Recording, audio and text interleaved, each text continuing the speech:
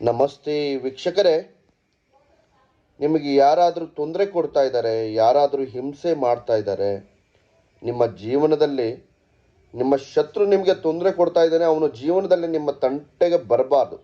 ನಿಮ್ಮ ಸಂಸಾರದಲ್ಲಾಗಲಿ, ನಿಮ್ಮ ವ್ಯಾಪಾರದಲ್ಲಾಗಲಿ ಯಾರಾದರೂ ತೊಂದರೆ ಕೊಡ್ತಾ ಇದ್ದರೆ ಈ ಸರಳವಾದಂಥ ತಂತ್ರವನ್ನು ನೀವು ಮಾಡ್ಬೋದು.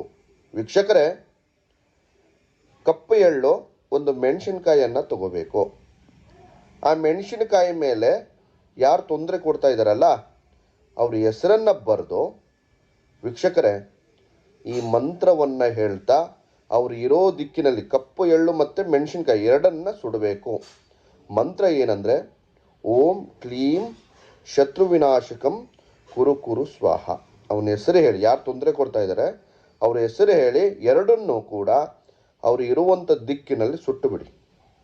ಇನ್ನು ಮುಂದೆ ಜೀವನದಲ್ಲೇ ಅವನು ನಿಮ್ಮ ತಂಟೆಗೆ ಬರಬಾರ್ದು, ನಿಮ್ಮ ಕಣ್ಣಿಗೆ ಕಾಣಿಸ್ಬಾರ್ದು. ಮಾಡಿ ಸರಳವಾದಂಥ ಶತ್ರು ವಿನಾಶಕ ತಂತ್ರ. ನಮಸ್ಕಾರ ವೀಕ್ಷಕರೇ.